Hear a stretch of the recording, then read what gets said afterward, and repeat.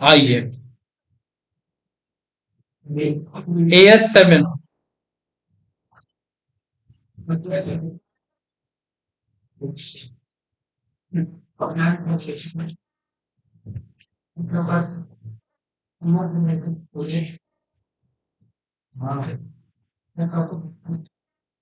बनोगे तुम लोग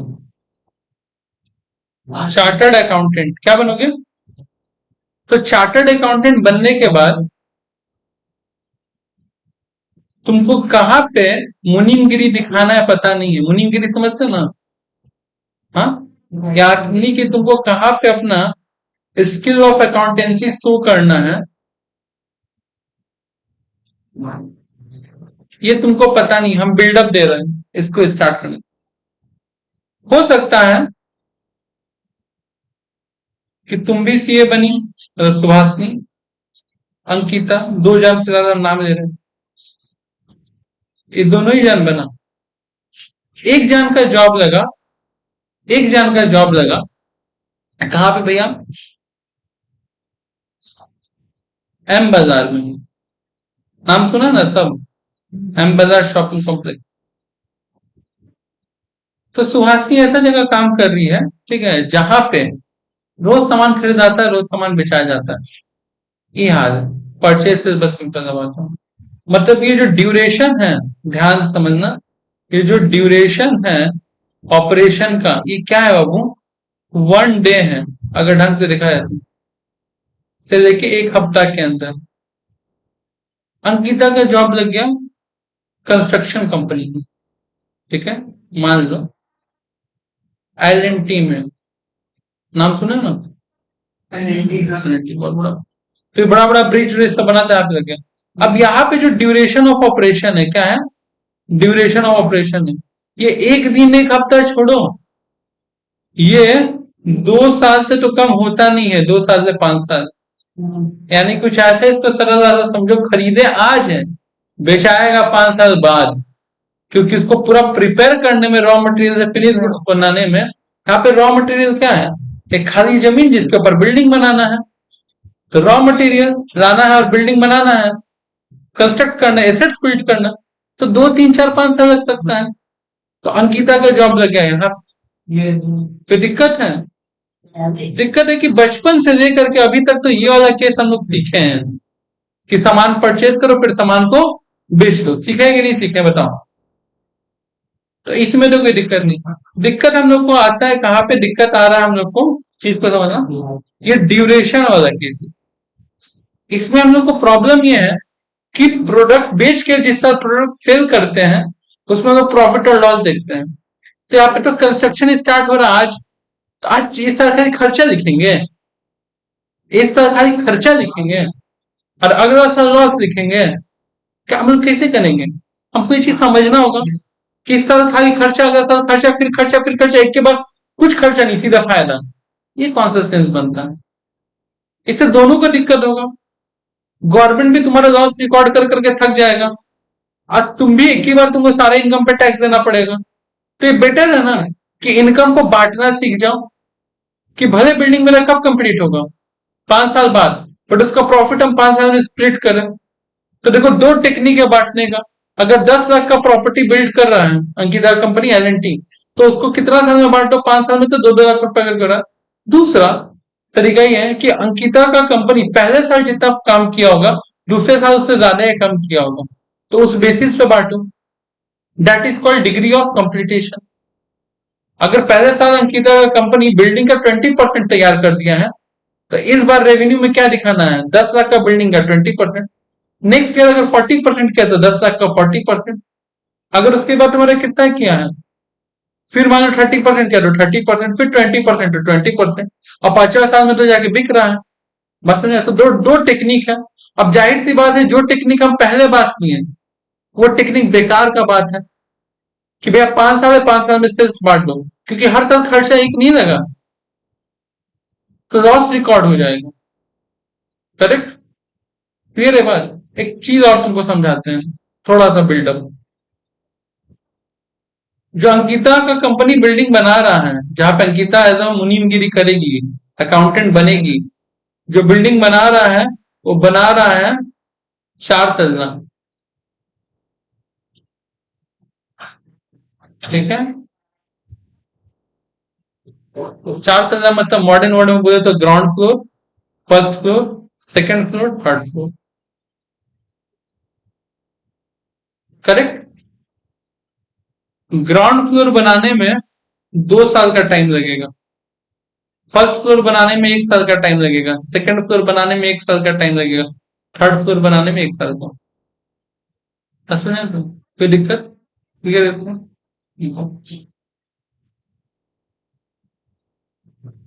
पहला ग्राउंड फ्लोर बनाने में 2 साल लग गया, ऐसा क्यों? ग्राउंड फ्लोर बनाना सबसे टफ है, न्यू देना पड़ता है, सेकंड फ्लोर से तो झमेला नहीं होता है, ग्राउंड फ्लोर तुमको स्टेबल करने में दिक्कत होता है।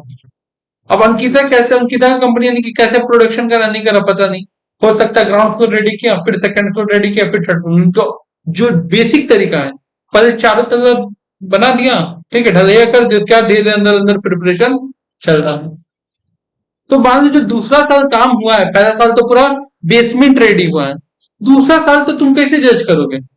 एक ही बार में चारों तल्ला बना है, ढलैया हो गया, उसके बाद धीरे धीरे काम स्टार्ट हो रहा है। तो उसमें फिर आ जाता है कि हम काम करके अपने तरफ से बताएंगे कि हम इतना का काम किए हैं, वर्क अप टू डेट, और सामने वाला एक सर्टिफाइड इंजीनियर भेजेगा जो बताएगा नहीं कि तुम अगर बोल रहे हो 10 लाख का काम हुआ है एग्जाम्पल के लिए, तो 10 लाख का काम नहीं हुआ है, मेरे अकॉर्डिंग 8 लाख का काम है, दैट इज वर्क सर्टिफाइड। और जो नहीं माना कि नहीं नहीं ये काम अभी हम नहीं इसको मानेंगे, that is work uncertified. Clear ये बात? तो अभी तक का डिस्कशन हम लोग कुछ कुछ बात सीखे हैं, वर्क सर्टिफाइड, वर्क अनसर्टिफाइड, जो 10 लाख का बात हो रहा था दैट इज कॉन्ट्रैक्ट प्राइस। बात समझ में आया? तो ये सब चीज हम लोग समझे हैं। एक और चीज समझे हम लोग कि काम कितना कंप्लीट हुआ है उस परसेंटेज के हिसाब से बांटना है, ना कि इक्वल रेशियो में बांटना है, that is called degree of completion. बस। और ये चैप्टर आगे चल के इन्हीं चीजों के ऊपर घूमेगा, बशर्ते हम लोग को कुछ थ्योरी नोट्स अपना रेडी करना होगा। क्लियर है चीज?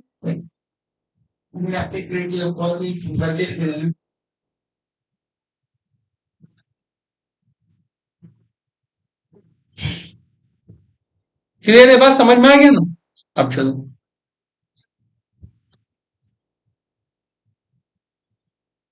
कॉपी में अब तुम लोग लिखना स्टार्ट।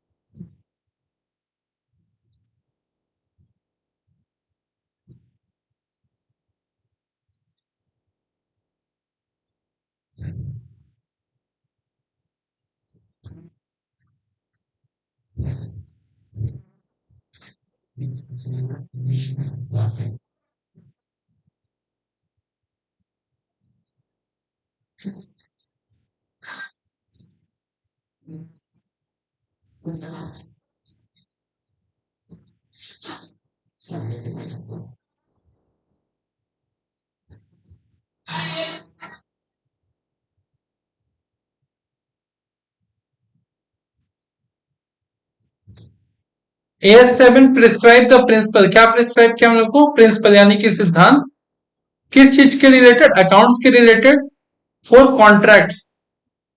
किसके बुक में? दो इंसान होता है, आप जिसका बिल्डिंग बना रहे हैं दैट इज कॉन्ट्रैक्टी, और जो बिल्डिंग बना रहा है, ठीक है, वो हो गया कॉन्ट्रैक्टर। तो आपको किसका बुक्स ऑफ अकाउंट सीखना है? कॉन्ट्रैक्टर्स का। किसका बुक्स ऑफ अकाउंट? और याद करो एग्जाम्पल भी दिया था, अंकिता कहाँ काम करती थी? एल में। एल बिल्डिंग बनवा रहा था कि बना रहा था? बना रहा था।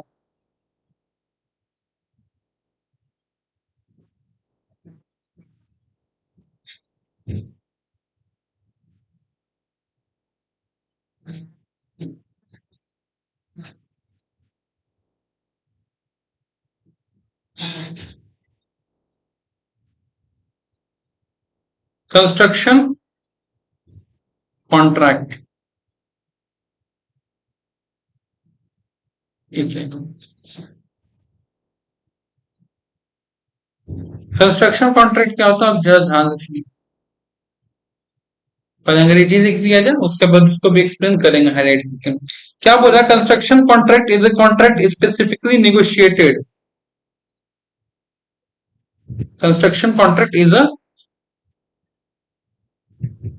Contract specifically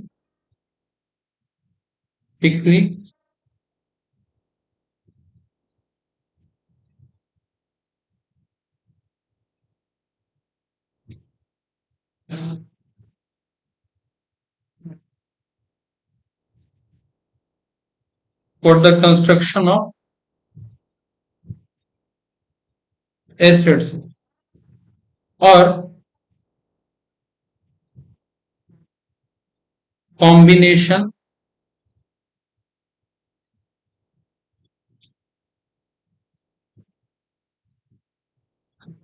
that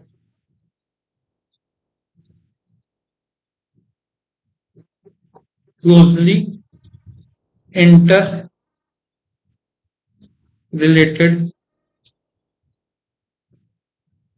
or interdependent.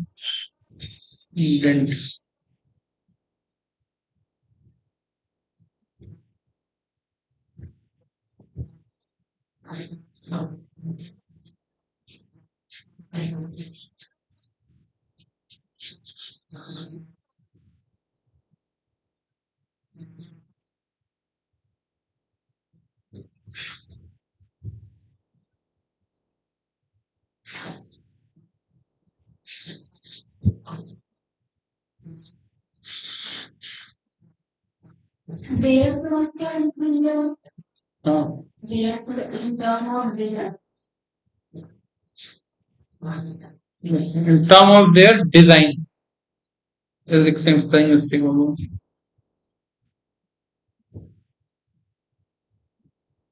Spelling बताता हूँ DSIG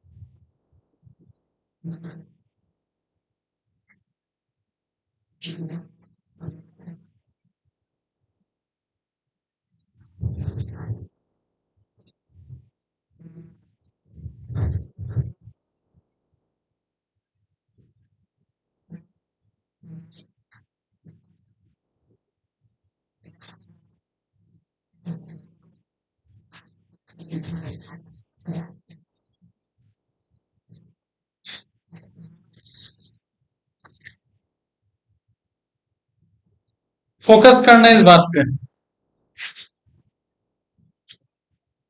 हम लोग को क्या करना है फोकस करना है क्या फोकस है ध्यान कह रहा है construction contract is a contract specially negotiated for construction of assets negotiated का मतलब क्या होता है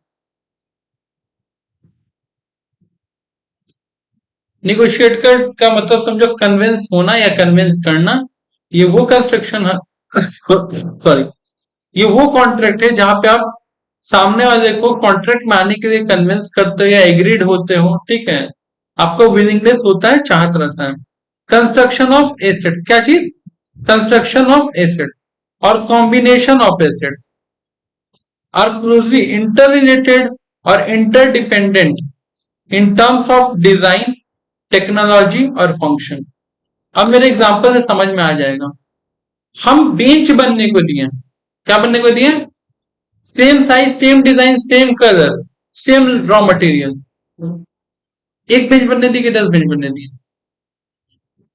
क्लियर दिए तो कोई दिक्कत नहीं है अच्छा बताओ बेंच बनना देना बेंच जो बनने के लिए हम दिए हैं क्या ये कॉन्ट्रैक्ट क्या ये कंस्ट्रक्शन कॉन्ट्रैक्ट है क्या ये कंस्ट्रक्शन कॉन्ट्रैक्ट है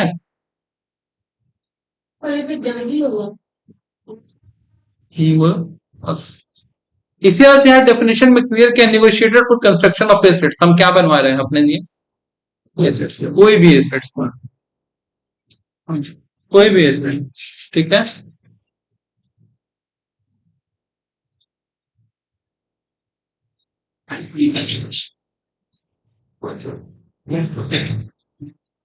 कोई भी एसेट, पहला बात।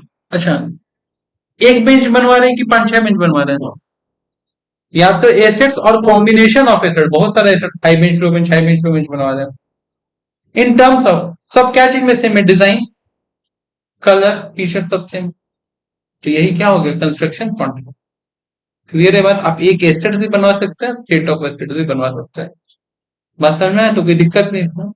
इसके अलावा एक बिल्डिंग है जिसको तोड़ना है, क्या वो कंस्ट्रक्शन कॉन्ट्रैक्ट है? बिल्कुल। यहाँ लिखा है, पॉइंट नंबर बी देखो। इट इंक्लूड, सीधे बी पे आओ, contract for destruction and restoration of assets.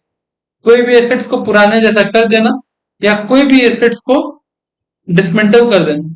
हो सकता है कि मेरे पास एक जमीन हो जिसपे एक बिल्डिंग बना हो, अरे भैया पर इसको तोड़ ताड़ के हटाओ, तो झूठ मूठ का मार्केट में हल्ला हुआ पड़ा है कि इस बिल्डिंग में भूत भूत प्रेत रहता, और इसको मैदान बनाओ, बच्चों बच्चों को देगा, 2-4 साल बाद हम बिल्डिंग बनाएंगे। हो सकता है कि नहीं?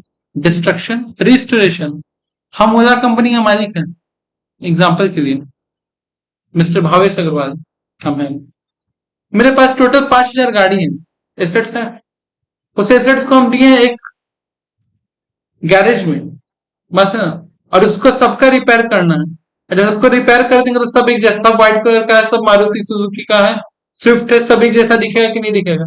सबको एक जैसा कर देना कलर डिजाइन में। एक तो ये भी तो रिस्टोरेशन के लिए दे रहे हैं ना। मेरे पास 5,000 गाड़ी था, उसमें से 1,000 गाड़ी का इस साल एक्सीडेंट हुआ है, और सारा राइट साइड से फ्रंट से डैमेज खाया है। हो सकता है ना, 100 गाड़ी सेम ब्रांड का सेम डैमेज खाया, उसको रिपेयर करने के लिए, रिस्टोर करने के लिए, पुराने से करने के लिए जा रहा है। दिस इज कॉल्ड, तो कंस्ट्रक्शन कॉन्ट्रैक्ट जो बिल्डिंग वाला बात स्टेप है, वो बैरियर को तोड़ो, उसके आगे बढ़ो, वो स्टीरियोटाइप नहीं, उससे आगे चीजें। क्लियर है बात? आगे बढ़ो। अब आगे देखते हैं हम लोग टाइप ऑफ कॉन्ट्रैक्ट, क्या देखते हैं?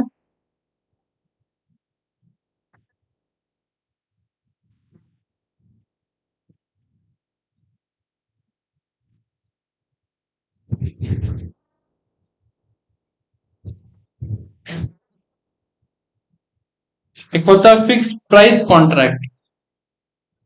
पहले हम लोग अंग्रेजी लिख लेंगे, फिर जैसे समझते हैं ऐसे समझेंगे।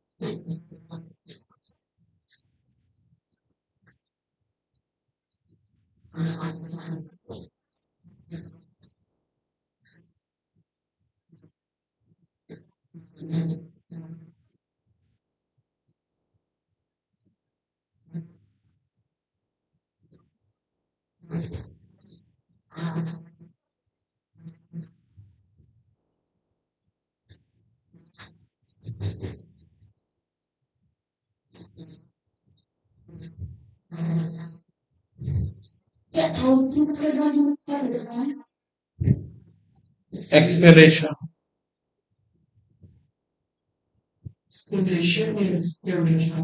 एक्सेलरेशन।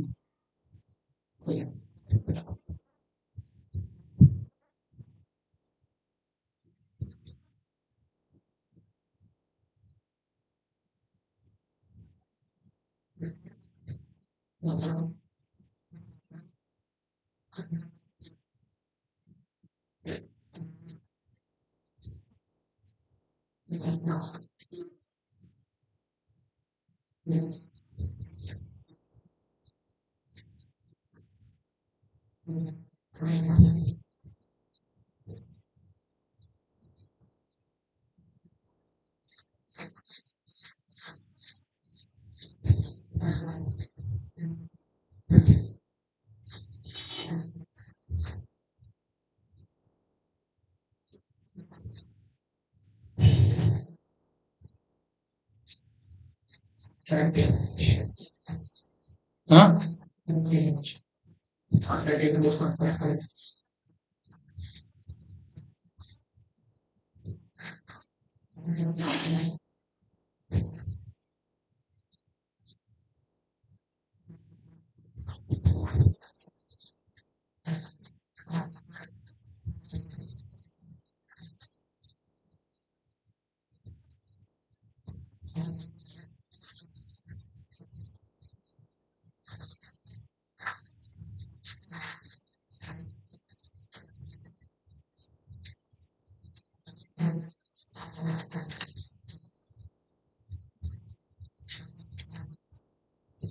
अच्छा, घर में जब भी हम लोग घर और बनवाते हैं, दो तरीका क्या है घर बनवाने का, मतलब कॉन्ट्रैक्टर से कैसे बात करते हो? कॉन्ट्रैक्टर को बुला के बोले कि मेरे दो तला मकान बनाना है, कितना पैसा लगेगा? वो बोल दिया 25 लाख रुपया लगेगा। कितना लगेगा? बोले ये जमीन है, ये डिजाइन है, यहाँ पे घर बनाना है, बन जाएगा। तो 25 लाख रुपया लगेगा। That is called fixed price contract. क्या कहते हैं? कॉन्ट्रैक्ट होने के टाइम ही क्या हो गया? प्राइस फिक्स हो गया। ठीक है, तो एक चीज समझना,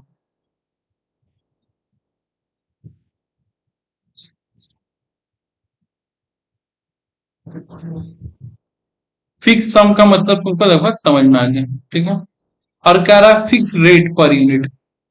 ये कब होता है? अगर हम एक बिल्डिंग बनवा रहे हैं, ठीक है, तो मेरे को फिक्स सम बता दिया जाएगा कि एक बिल्डिंग बनवा, एक ही जैसा 10 बिल्डिंग बना रहे हैं तो आउटपुट 10 हो गया ना। अगर एक बेंच बनवा रहे हैं तो एक बेंच बनाने का खर्चा मान लो 5,000 रुपया, कॉम्बिनेशन सीटिंग वाला भी ऊपर बेंच।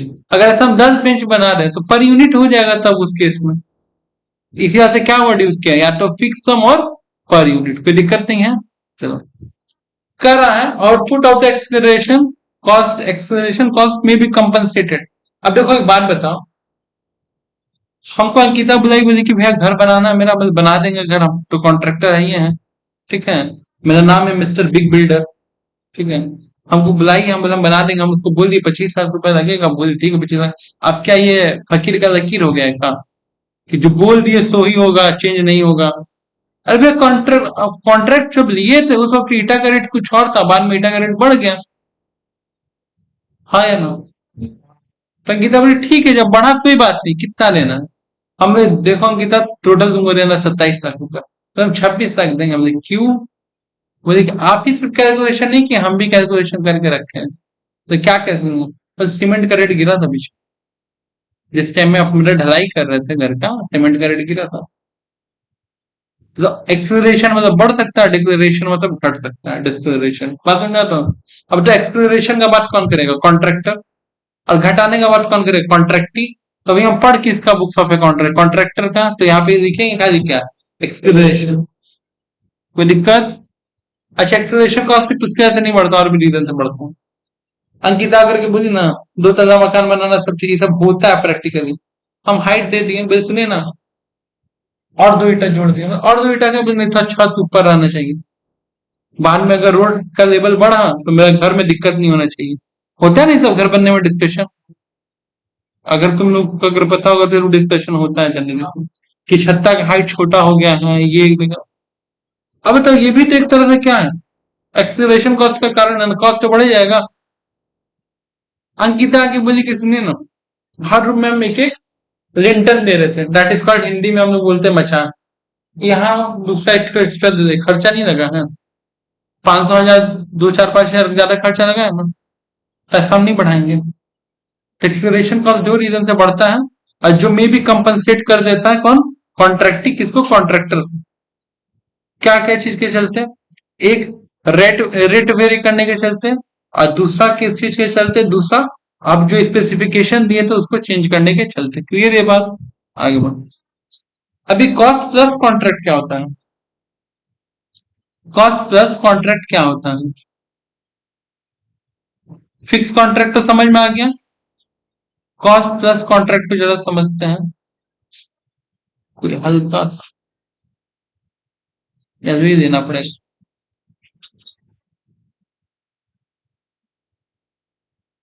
हेलो। हाँ हाँ हाँ, पढ़ा रहे हैं ना। नहीं नहीं, आज नहीं रहा।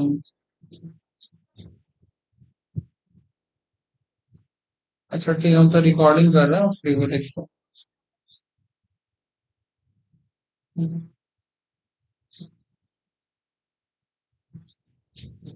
अच्छा, कॉस्ट प्लस कॉन्ट्रैक्ट क्या होता है? Contract in which contractor is reimburse for allowable cost. अब देखो दूसरा तरीका क्या था, पहले तो हम गए अंकिता को 25,000 होगा। अंकिता बोल रही है, सुनिए ना, पर डे का खर्चा बताइए, पर वीक का खर्चा बताइए, होता है नहीं बात? आप धीरे धीरे काम करें, आपको धीरे धीरे पेमेंट होगा।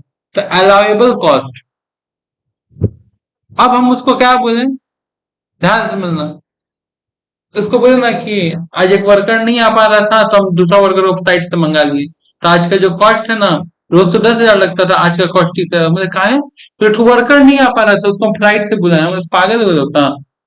हम अलाउेबल कॉस्ट देंगे जो अलाउड होगा।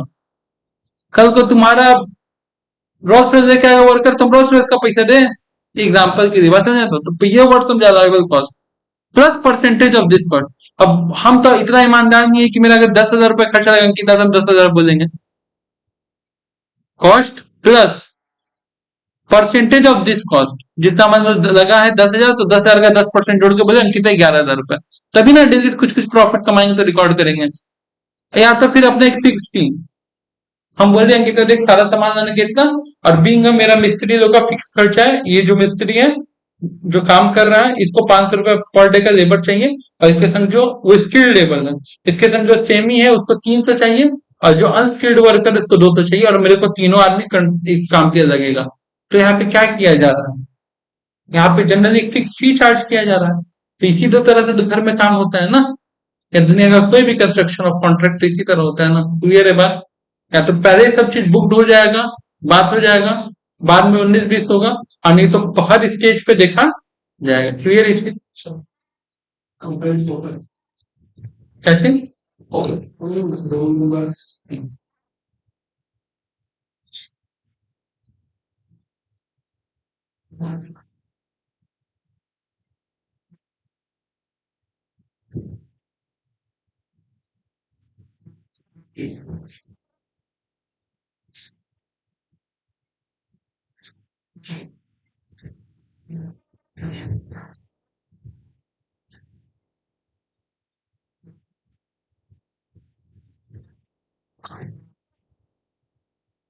हम्म। आउटकम।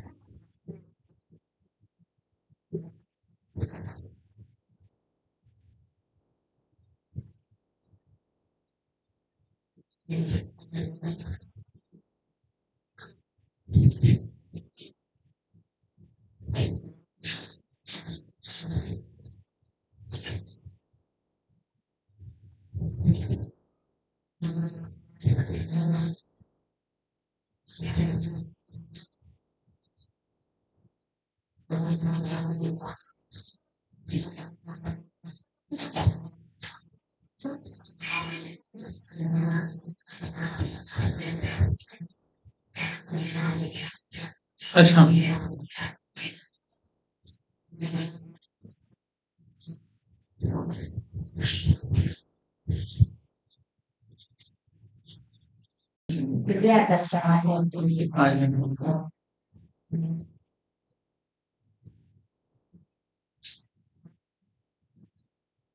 बोल रहा है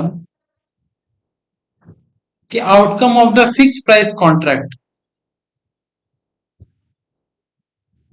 कैन बी एस्टिमेटेड, तभी एस्टिमेट हो पाएगा when following condition are satisfied, मतलब कुछ कंडीशन दिया हुआ है। कोई दिक्कत है इसमें? बस कुछ कंडीशन दिया हुआ है, क्या कंडीशन है ध्यान से। पहला, कंडीशन नंबर 1,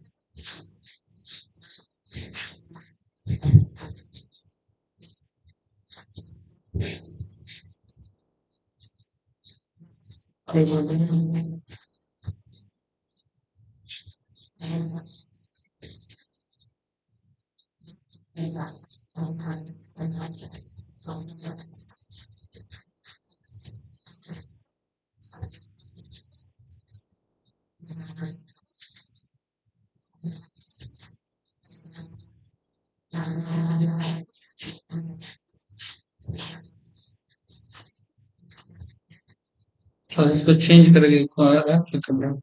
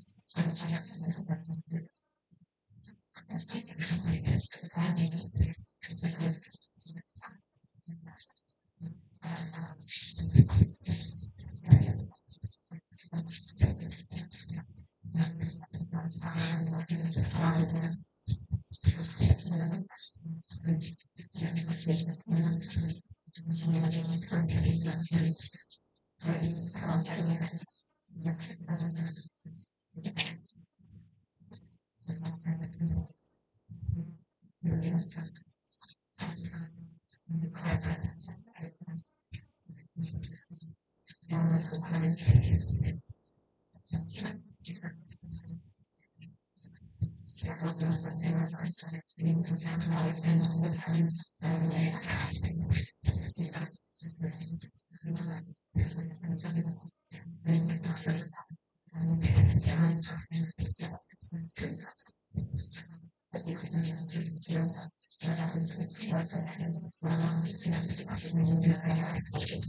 ध्यान से सुनना क्या बोल रहा हूँ। कह रहा as per S 7 outcome of the fixed price contract can be estimated. ठीक है, मतलब ये फिक्स प्राइस कॉन्ट्रैक्ट तभी आप बुक्स ऑफ अकाउंट में रिकॉर्ड कर सकते हो जब फॉलोइंग चार कंडीशन सेटिस्फाई होगा। ठीक है, कोई दिक्कत नहीं। तो ऐसा सेम होगा जैसे इसका कंडीशन दिया है। क्या condition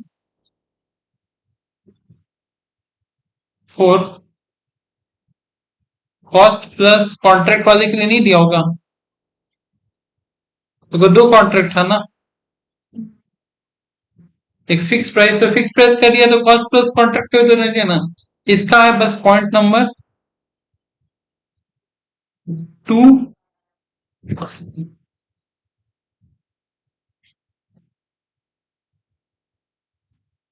point number 2 and point number.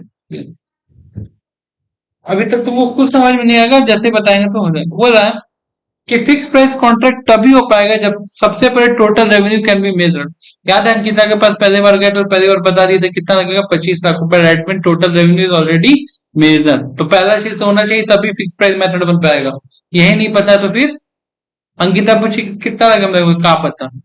हम डेली कुछ कुछ काम करेंगे, आप डेली कुछ कुछ पैसा दीजिएगा तो फिर वे खा जाएगा। पता चल रहा है रेवेन्यू, टोटल रेवेन्यू। तो भैया अगर आपको फिक्स प्राइस मेथड में कॉन्ट्रैक्ट रिकॉर्ड करना है तो आपको पहले टोटल रेवेन्यू पता होना चाहिए। अच्छा, जो टोटल रेवेन्यू पता हो, क्या गारंटी कि वही रेवेन्यू रहेगा? नहीं, चेंज भी हो सकता है। ठीक है, it is probable that the economic cost can be associated with the contract flow to the enterprise. दूसरा बात, क्या हम कॉन्ट्रैक्ट कॉस्टिंग तब फॉलो करेंगे या फिर फिक्स प्राइस कॉन्ट्रैक्ट तब फॉलो करेंगे जब हम जिस इंसान से कॉन्ट्रैक्ट किए हैं उससे पैसा हम कहा भी जाएगा। ऐसा नहीं कि हम कॉन्ट्रैक्ट कॉस्टिंग किए जा रहे उससे पैसे नहीं आने वाला है। बात समझिए, किसी एरिया का डॉन का कॉन्ट्रैक्ट हाथ में ले लीजिए, काम करने का पैसा देगा? तो छोड़ो ना, डेली हमसे काम कराओगे पैसा देगा? तो आप फिक्स मेथड में जाओ या डेली बेसिस पे जाओ, दोनों ही कंडीशन के लिए, दोनों ही सिचुएशन के लिए कंडीशन क्या है, इंपॉर्टेंट है। इसी वजह से क्या लिखे हैं, किसके लिए पॉइंट नंबर 2 इंपॉर्टेंट है। Both contract and contract stage can be identified. इस साल कितना काम हुआ है, अगले साल कितना काम हुआ, ये पता होना जरूरी है। रोज रोज कितना काम हो रहा है पता होना जरूरी नहीं है। रोज रोज कितना खर्चा हो रहा है पता होना जरूरी नहीं है। तो दोनों के लिए इंपॉर्टेंट है। इसी वजह से मतलब पॉइंट नंबर 2 और पॉइंट नंबर 3 ये फिक्स कॉन्ट्रैक्ट के लिए भी है और कॉस्ट प्लस कॉन्ट्रैक्ट के लिए भी है। आखिरी पॉइंट देखो, both contract both contract cost to complete the contract and the stage of the contract completion measured. इसका मतलब क्या हुआ, ऊपर वाला जो हुआ था, ऊपर वाला एग्जाम्पल से समझाते हैं, दोनों लगभग सेम मीनिंग है। एक जगह हम लोग बात करें, समझना,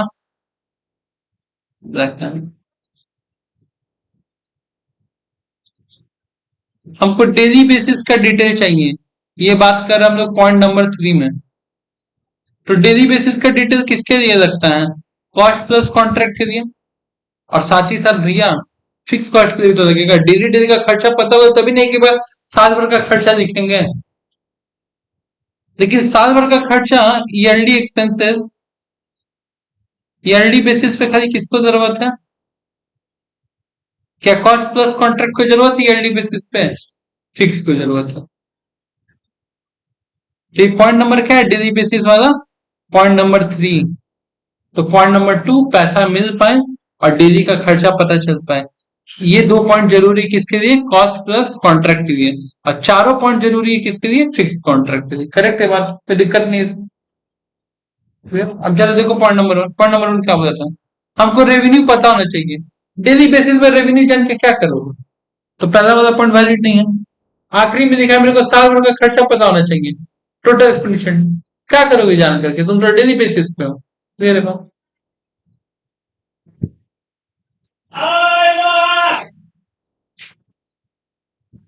ये पूरा AS7 का थ्योरी था, क्या था?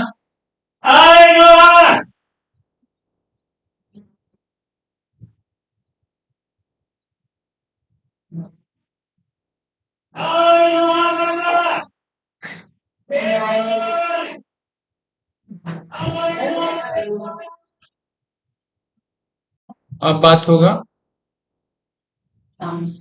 मुनीमगिरी। पूरा छोटे टिप्पणी। तो अपन लोग क्या करेंगे, कल जो किए थे, अपन लोग यहाँ पे एक तो लाइन ड्रॉ कर देंगे जिससे पता चला कि हाँ, अब फालतू का बकवास खत्म है भैया, मतलब थ्योरेटिकल पोर्शन खत्म है। अच्छा, ये बकवास नहीं था, ये तो हम कर क्या देते हैं, ये उतना ही इंपॉर्टेंट था समझने के लिए। तो यहाँ से मेरा प्रैक्टिकल ओरिएंटेड अप्रोच स्टार्ट होगा।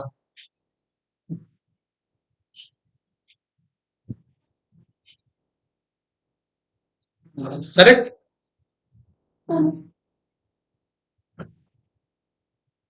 तो यहाँ पे मुद्दा क्या है, यहाँ पे मुद्दा है how to calculate profit. Profit कैसे कैलकुलेट किया जाए।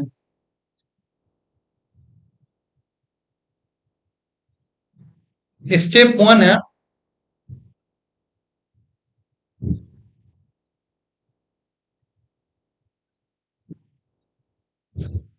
Degree of completion. क्या बाबू, स्टेप वन कैलकुलेट कॉस्ट करना है, सॉरी, कैलकुलेट करना प्रॉफिट। और पहला सबसे पहले स्टेज क्या, आप क्या निकालोगे, डिग्री ऑफ कंप्लीटेशन। इसका फॉर्मूला क्या हो जाएगा, इसका फॉर्मूला लगता है कॉस्ट इनकर्ड, यानी आपका कितना खर्चा लगा है, ठीक है, डिवाइडेड बाई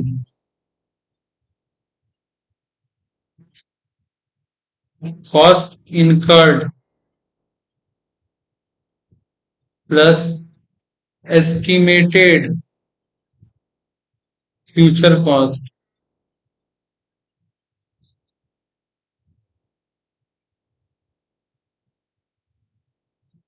दिक्कत क्लियर है जी, पक्का। अब देखो, कॉस्ट इनकर्ड का मतलब क्या होता है, कॉस्ट इनकर्ड का सिंपल सा मतलब है, कॉस्ट इनकर्ड के इससे मतलब नहीं कितना सर्टिफाइड है कितना नहीं सर्टिफाइड है। क्लियर, इसको क्या मतलब है कि टोटल खर्चा कितना लगा, आइदर वो वर्क सर्टिफाई हो या फिर वर्क अनसर्टिफाई। भैया, हम कॉन्ट्रैक्टर के पॉइंट ऑफ व्यू से देख रहे हैं, कॉन्ट्रैक्टर के लिए तो सारा ही पैसा गया है ना। कॉन्ट्रैक्टिव है, उसमें से कुछ को मान रहा है कुछ को नहीं मान रहा है, क्लियर है बात।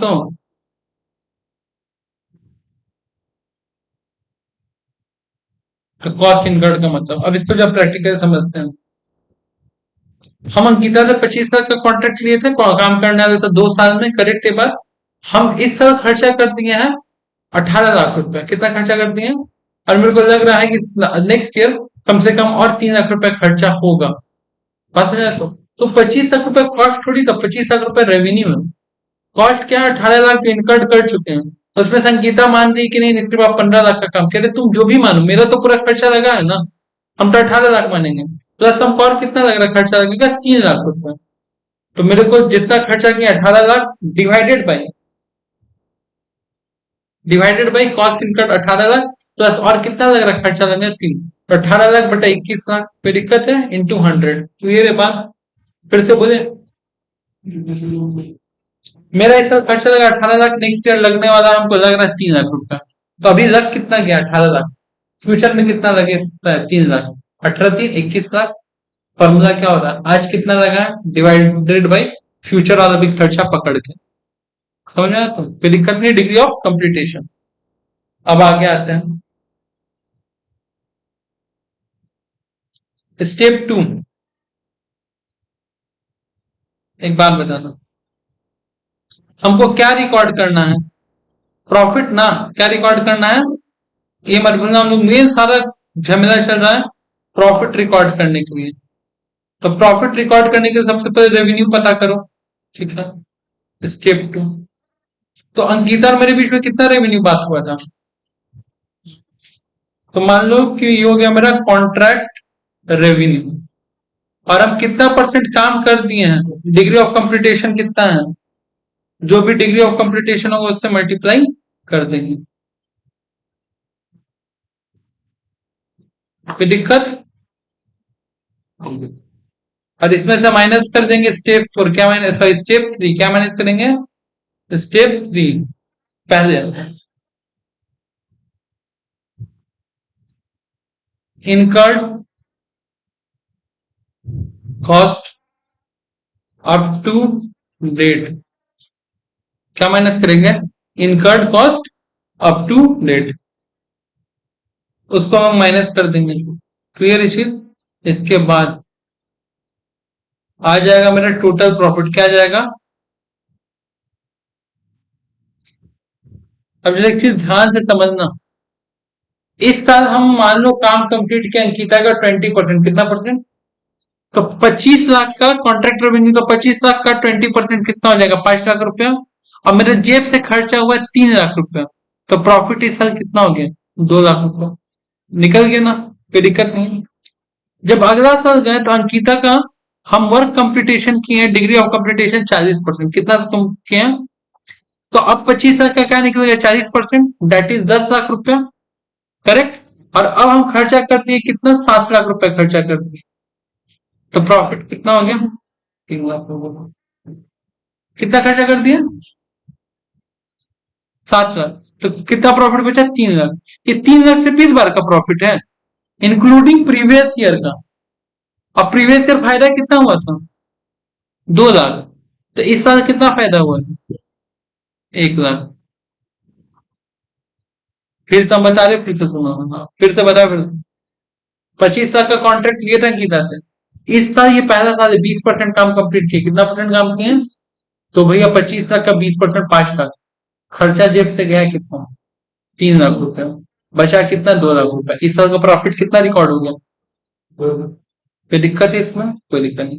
नेक्स्ट ईयर हम बता अंकिता तो 40% काम कंप्लीट हो गया, तो ये चीज समझो, पिछले साल 20% हो गया था, इस साल अलग से 40 नहीं हुआ, 40 में 20 इंक्लूड है, तो यानी कि इस बार अंकिता का कितना काम खत्म कर दिए, 25 लाख का 40%, यानी कि कितना होता है, 10 लाख रुपया।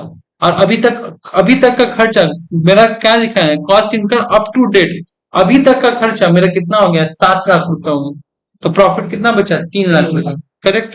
तो ये 3 लाख जो मेरा आ रहा है यहाँ पे, date is my total profit. लेकिन अगर कोई प्रॉफिट ऑलरेडी रिकॉग्नाइज कर चुके थे, तो जैसे कि एक प्रॉफिट हम लोग पिछले साल रिकॉग्नाइज कर लिए थे, 2 लाख का ऑलरेडी,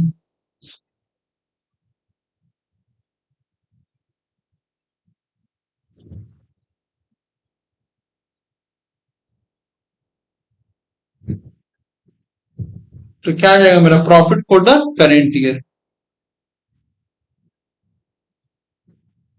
अभी लास्ट टाइम में प्रॉफिट कितना बताया था तुमको, 3 लाख, पिछले साल का प्रॉफिट 2 लाख, तो profit for the current year कितना हो गया, 1 लाख रुपए। समझ में आया नहीं?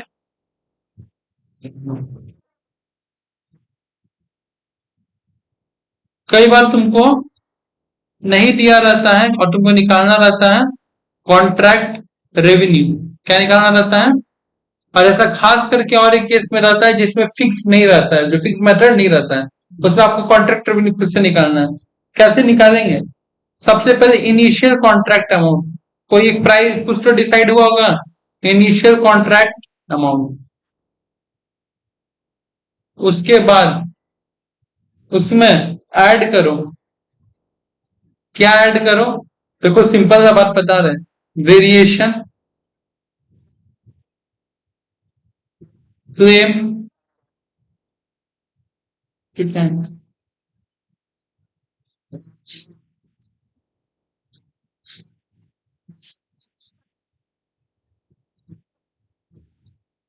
वेरिएशन में मतलब क्या समझो, ऑटोमेटिक समझ जाओगे मैं क्या कहना चाह रहा हूँ।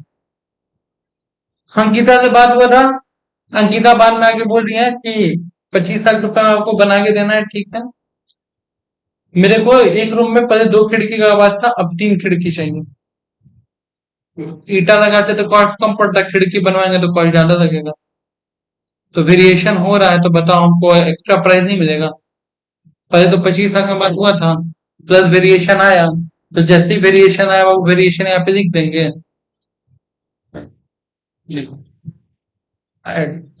उसके बाद पता है एक और हादसा हो गया हम लोग के साथ। जैसे ही हम अंकिता को कॉन्ट्रैक्ट हाथ में लिए, रातों रात बालू का रेट आसमान छूने लगे। हो ही सकता है, तो एक्सप्लोरेशन को भी क्या कर लिया वो, ऐड कर लिया। करेक्ट। तीसरा,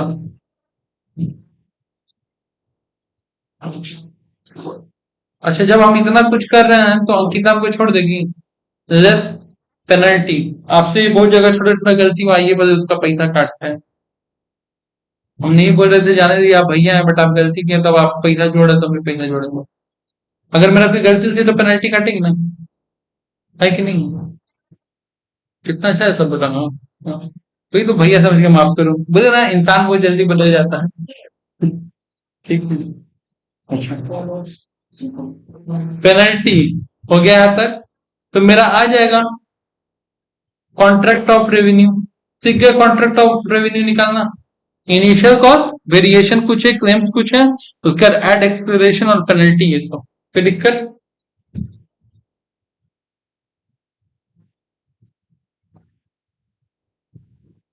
क्लेम के को वाहियात से एग्जांपल दें, वाहियात सा याद रहेगा इस वजह से दे रहा हूं। अंकिता हमको बोली थी ना कि पहले उसका एल्बेस्टर का घर तोड़ना है, और एल्बेस्टर का घर 200 साल पुराना था। अगर ज्यादा अगल बगल हल्ला भी नहीं होना चाहिए, आप लोग धीरे धीरे चुपचाप छनी हटोगे फिर तोड़वाइए। हमें देखिए मैडम, वो टूट टाट जाएगा हथौड़ी वगैरह, मेरा सारा छनी हथौड़ी खराब हो जाएगा। मेरे लिए वो क्या लूज टूल्स है, पढ़े नहीं हो लूज टूल। देख करिए ना, कुछ नहीं गम है ना, बस तुम हो, अब क्या गम है? तुम हो तो फिर क्या गम है? नहीं हो तब गम है ना। तोड़ना स्टार्ट किए, छेनी हथौड़ी खराब हो गया, हथौड़ी टूट के निकल गया, छेनी मुड़ गया। अब ये सब जो खर्चा है, ये खर्चा मिला के अलग से 10,000 रुपया मेरे को क्लेम चाहिए। तो बस ना भाई याद कर, लेकिन एग्जाम्पल याद रहेगा। That is a claim I need. तुम्हारा बात मान के हम काम किए, छह नहीं हथौड़ी, तो हम बोल रहे थे ड्रिल मशीन लगेगा, तुम नहीं लाने दी कि साउंड होगा, अगल बगल के लोग को दिक्कत होगा, तो मेरा नुकसान हुआ है, तो मेरे को पैसा दो। कोई दिक्कत इसमें? क्लेम क्लियर है बात? मन में तुम्हारा आ रहा है कंपनसेशन कॉस्ट ना भैया, कंपनसेट करो भाई।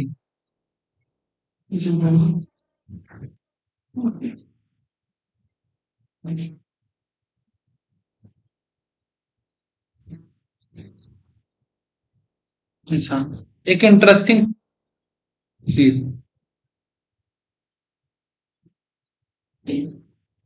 अगर कॉन्ट्रैक्ट कॉस्ट भी नहीं दिया हुआ है, एकदम इनिशियल कॉन्ट्रैक्ट कॉस्ट की बात कर रहे हैं ना, जिसके हेल्प से हम लोग निकाल, वो भी नहीं दिया, मान लो बोल रहे तो कैसे निकलेगा? क्या बोल रहा है इसके लिए? इसके लिए कुछ बुरा नहीं बोल रहा है। वो सारा कॉस्ट जो कि डायरेक्टली रिलेटेड है आपके स्पेसिफिक कॉन्ट्रैक्ट से। पहला बात तो क्लियर हो? अरे बहन, 4 ट्रक बालू आए, कितना?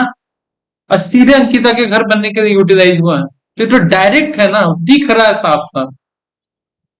बता जाए तो हाँ, एक तरह से डायरेक्टली है, तो मतलब वो कॉस्ट जो डायरेक्टली रिलेटेड है उस स्पेसिफिक कॉन्ट्रैक्ट से, वो खर्च आप उसी कॉन्ट्रैक्ट के लिए किए हो। बात समझ तो, कोई दिक्कत इसमें? अच्छा, हम तो एक कॉन्ट्रैक्ट करते नहीं होंगे, हम तो 20, 25, 50 कॉन्ट्रैक्ट करते होंगे। आज तक हम ही घर का नक्शा बना करके घर बना देते थे। ई मैडम सीए क्या बन गई, हमको सिखा रही, करिए आर्किटेक्चर लेके आइए। हम, मेरा जब पीएल स्टेटमेंट बनेगा उसमें आर्किटेक्चर फी 5,000 का, वो 10 ठो कॉन्ट्रैक्ट के लिए था। एकमात्र इनका contract for a specific contract, then the amount will be added to the specific contract. बात समझ में आया? तो अगर वो 5 या 10 कॉन्ट्रैक्ट के लिए था तो जिसके लिए जितना जितना था उतना बांट करेंगे। तो और ये स्पेसिफिक कॉन्ट्रैक्ट के लिए अगर खर्चा कर रहे हो आप, जनरली अगर मान लीजिए जो 10 कॉन्ट्रैक्ट सब कर रहे हैं तो इसमें हाई प्राइस चार्ज कर सकते हैं? नहीं, हाई प्राइस नहीं, तब जो उसके लिए जितना जेन्युइनली लगा वो चार्ज कर। अच्छा, अदर कॉस्ट,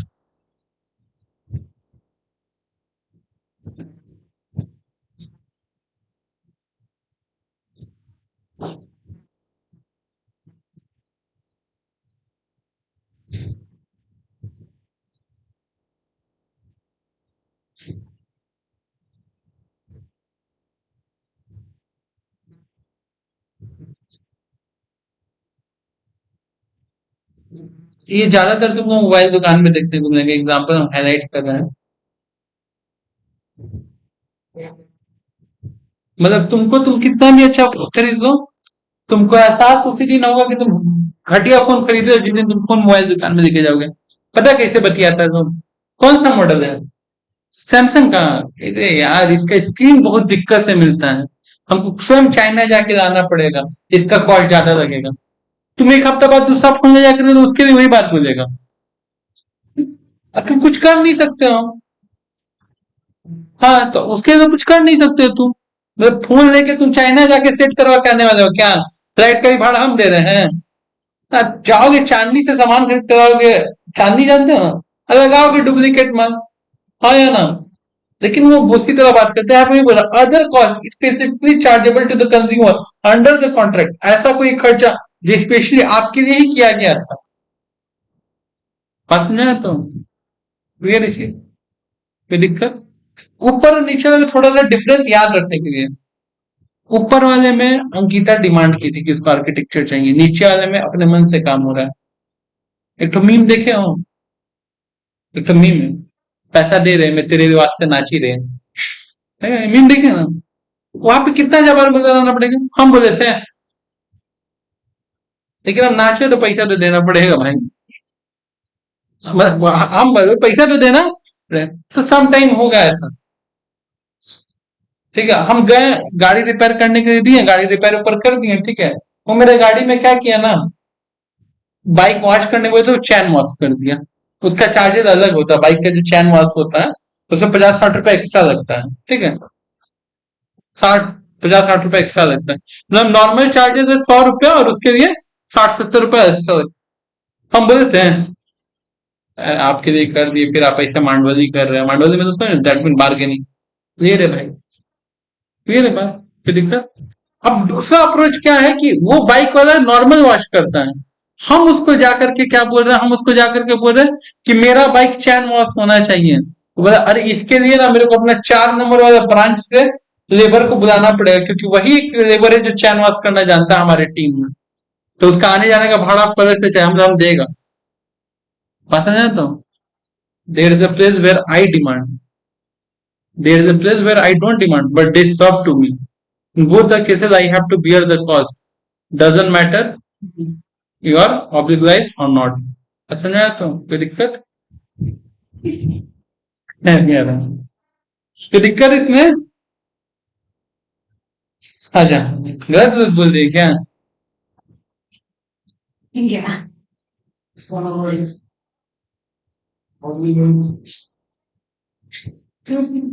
अच्छा, तीसरा ये क्लियर है आता।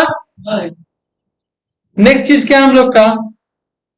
Cost that are attribute to the contract activities. अब कॉस्ट दैट आर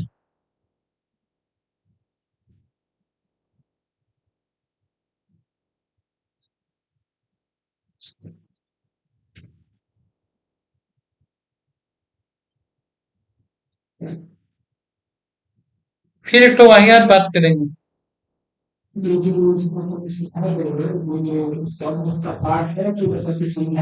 ये समझाने के लिए भी सब अलग अलग नाम से आता है, तो इसका एक परफेक्ट लिस्ट नहीं बना सकते हैं, तो समझने के लिए, ठीक है। अब एक और घटिया एग्जांपल दे रहे हैं। गाड़ी का जब पंचर बनवाने जाते हैं तो पंचर वाला क्या देता है? पैसा देता है 50। तुम बता सकते हो 50 रुपए में क्या क्या इंक्लूड रहता है? उसका सर्विस चार्ज। हाँ, जो चिपकाता है ट्यूबलेस टायर है तो आपको वो जो मटेरियल स्ट्रिप और हवा फिर से भरने का और एक चीज रहता है, हवा भरने का मशीन रहता है, उसका डेप्रिसिएशन। वो भी तो उसको धीरे धीरे रिकवर करना है ना। अब तुमको इसमें ये अजीब लग रहा है, अब आ जाओ बड़ा कॉन्ट्रैक्ट में। मेरे पास एक जेसीबी है, 1 करोड़ रुपए का जेसीबी है, तो उसको हम किसी से रिकवरी नहीं करेंगे। जहां जहां मेरा जेसीबी जिसके जिसके कॉन्ट्रैक्ट के काम जाएगा, जेसीबी का एक रेंट फिक्स होगा, वो तो हम रिकवर करेंगे, क्योंकि हम रेंट पे करके जेसीबी लाए, और रेंट नहीं पे किए, खुद का जेसीबी है। तो मेरा जेसीबी 1 महीना आपके कॉन्ट्रैक्ट में भिड़ा था, साल भर का 1 करोड़ का बनता है, मान लो एग्जाम्पल बोल रहे हैं 10 लाख रुपया, तो उसमें से 10 महीना मेरा जेसीबी चला है, 10 लाख रुपया बन रहा है, और 1 महीना आपके लिए ही चला है, तो 1 महीने का डिप्रिसिएशन आपके कॉस्ट में जुड़ेगा कि नहीं जुड़ेगा? तो पंचर वाले में बुरा मान गए और इससे मान रहे हो, है कि नहीं प्रैक्टिकल? वो भी तो हमको रिकवर करना है ना।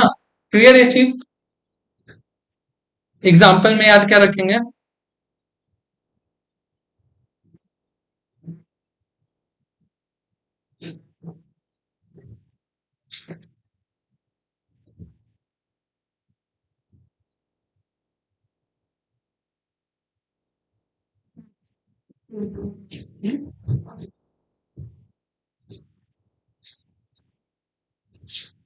अच्छा,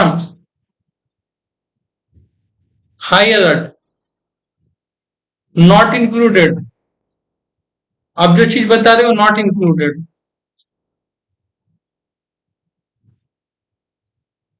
एडमिनिस्ट्रेटिव कॉस्ट, जो सीए रखे हैं, जो मेरा मुनीम के लिए अंकिता कर रही है, वो किसी एक कॉन्ट्रैक्ट के लिए थोड़ी करो, सबके लिए कर रही है, तो मेरा जो सारा कॉन्ट्रैक्ट से मिला के प्रॉफिट होगा उसमें से माइनस होगा, किसी एक कॉन्ट्रैक्ट में स्पेसिफिकली जुड़ेगा नहीं। क्लियर है बात? दूसरा चीज, पॉसिबल है क्या ये करना? थोड़ा सा तुम उसके बात करते हैं। एडमिनिस्ट्रेटिव कॉस्ट में मालूम सीए को सैलरी दे रहे हैं, करेक्ट, और आ जाता है जैसे कि एक आता है एडवर्टीजमेंट कॉस्ट, ठीक है। अच्छा, उसके बाद आ जाता है मेरा सेलिंग कॉस्ट। कोई दिक्कत? ये सब पॉसिबल है क्या? ये सब तो हम एग्रीगेट करते हैं ना, ये सब पॉसिबल है क्या कि हम एक एक कॉन्ट्रैक्ट पे ऐड कर करके बेचें? पॉसिबल नहीं है पॉसिबल। जो मेरा सीए है, तुम एडमिनिस्ट्रेटिव कॉस्ट पे ध्यान दो, जो मेरा सीए है, जो भी मेरा ऑफिस का खर्चा लग रहा है, वो किसी एक कॉन्ट्रैक्ट के लिए तो नहीं लग रहा है ना, वो तो बहुत सारा कॉन्ट्रैक्ट साल भर चल रहा है, सबके लिए लग रहा है, हाँ या ना? कोई दिक्कत? ना टाइम वाइज बांट सकते हैं, ना एरिया वाइज बांट सकते हैं, और आवर वाइज बांटना का तो सोचना भी मत। बस है तो पॉसिबल है, बिल्कुल है। ये काम पॉसिबल एक ही सब्जेक्ट पूरा वर्ल्ड में कर सकता हूँ, वो है कॉस्ट, डिस्ट्रीब्यूशन ऑफ ओवरहेड। याद है? और तो नहीं, फिलहाल तुम लोग अकाउंट्स पढ़ रहे हैं। कोई दिक्कत?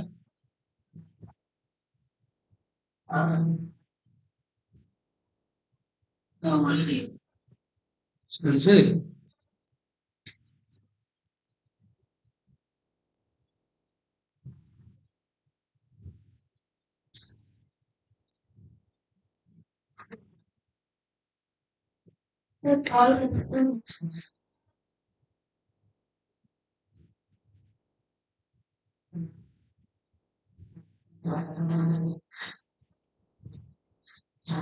अब आगे सुनो।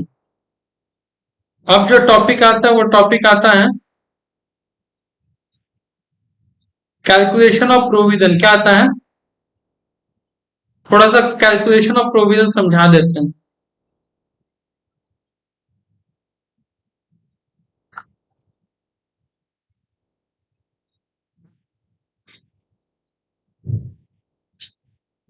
एक कॉन्ट्रैक्ट अपने हाथ में दिए हैं, क्या दिए हैं?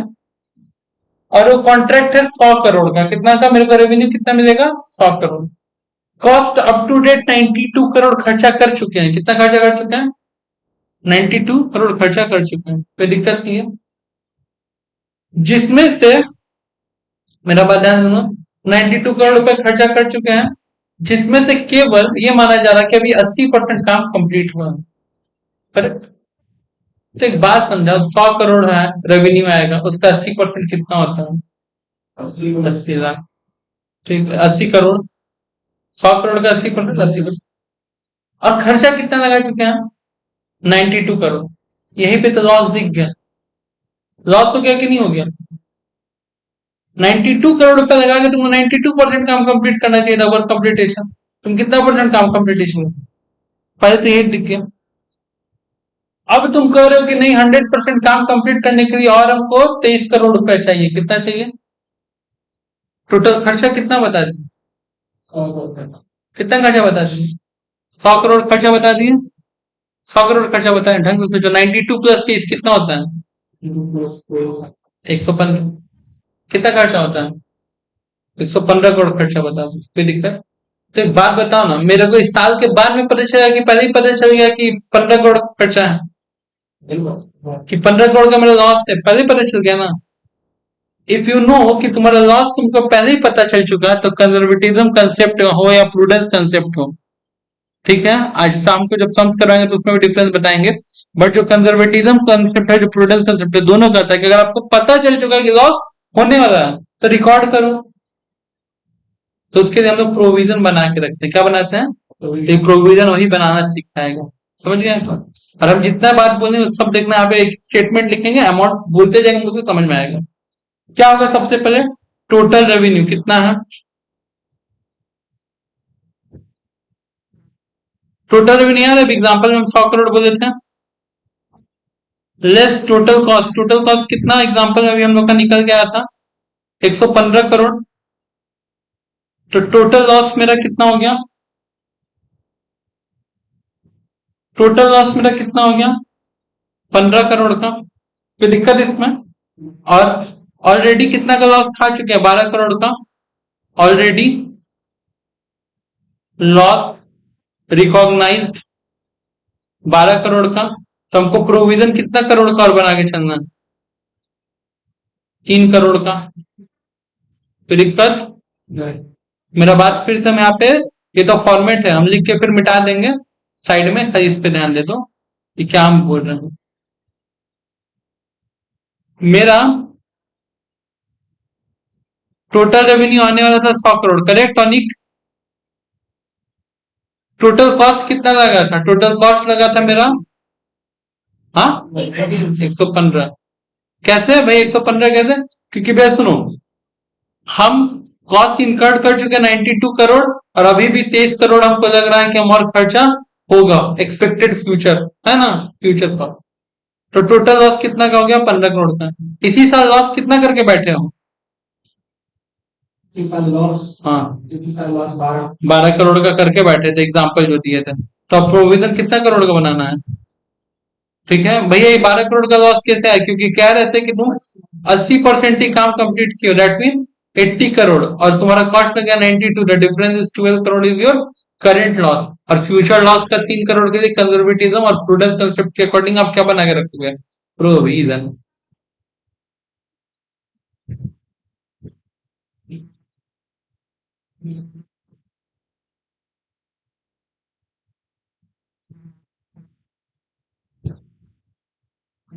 अच्छा,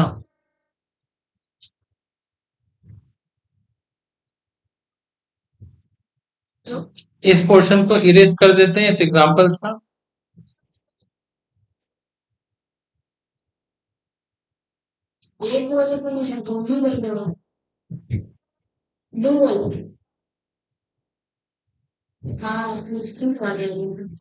अच्छा, जरा एक छोटा सा बात सुनो, अब बस छोटा सा है, उसके बाद कुछ हम लोग का मेहनत नहीं है, उसका टॉपिक खत्म है। अमाउंट ड्यू टू या अमाउंट ड्यू फ्रॉम, मेरे को अभी जो एग्जाम्पल था उसमें मेरा 92 करोड़ रुपए लग गया, करेक्ट? ये बात सुना तो, और जिसमें हम काम कंप्लीट किए थे 80%, अभी और मेरा 23 करोड़ रुपए खर्चा होने वाला है, कोई दिक्कत नहीं है, क्लियर है तक बात? और वो मेरे को अभी तो 80 करोड़ रुपए देगा ना, वो तो मेरे को 92 करोड़ रुपए नहीं देगा, करेक्ट? क्लियर इसी। तो मेरा क्वेश्चन ये है कि बाद में हमको और कितना पैसा देगा? 23 करोड़ कि 92 करोड़ का 12 करोड़ कि 20 करोड़? हाँ, तो तुम बताओ, हम 3 घंटे बाद में ध्यान से समझना, एग्जाम्पल बड़ा सिंपल, तुरंत आंसर दे दोगे, बट कंफ्यूजन अराइज हो रहा है।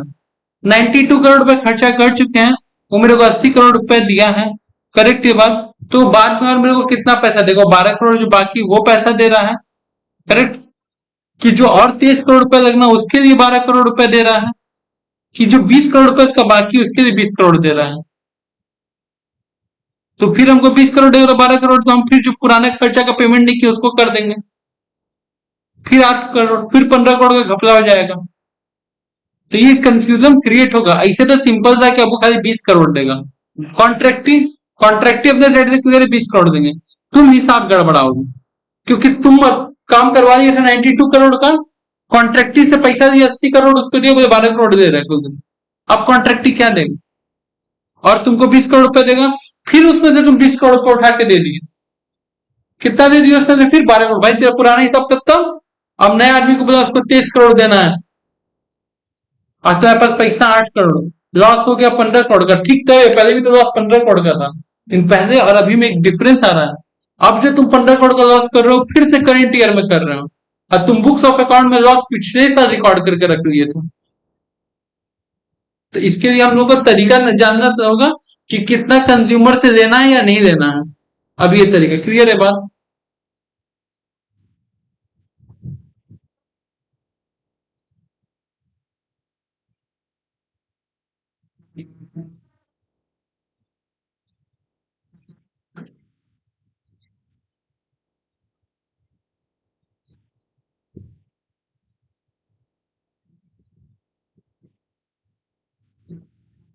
टू और फ्रॉम में क्या डिफरेंस है? देना है कि लेना है, ठीक है। सुनो,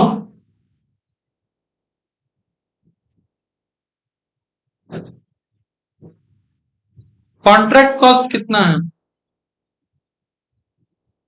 वो लिखते हैं।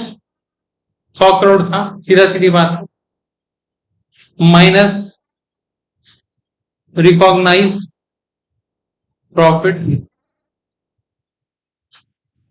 माइनस बोल रहे हो, recognise loss, plus recognise profit, minus अगर रिकॉग्नाइज क्या हुआ है, लॉस हुआ है। हो सकता है ना किसी का प्रॉफिट किसी का लॉस। अभी हम बोलो,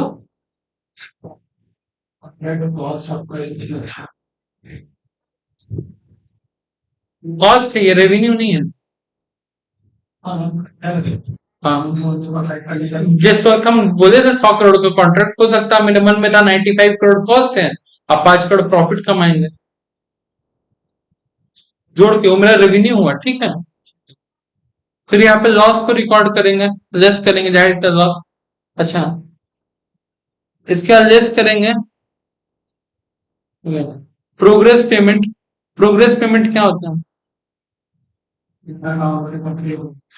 और इसको अगर ढंग से दूसरा ढंग से समझो, ऐसा क्या ना बताया सर कि 80% काम करवा के 80 करोड़ की जगह तुम कितना देखा है?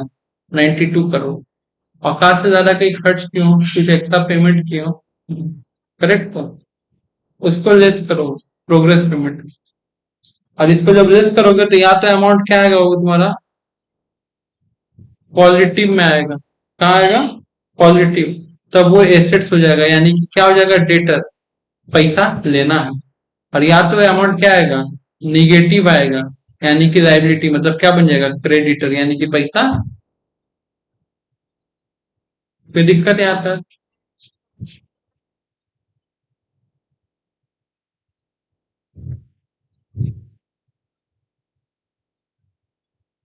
चलो,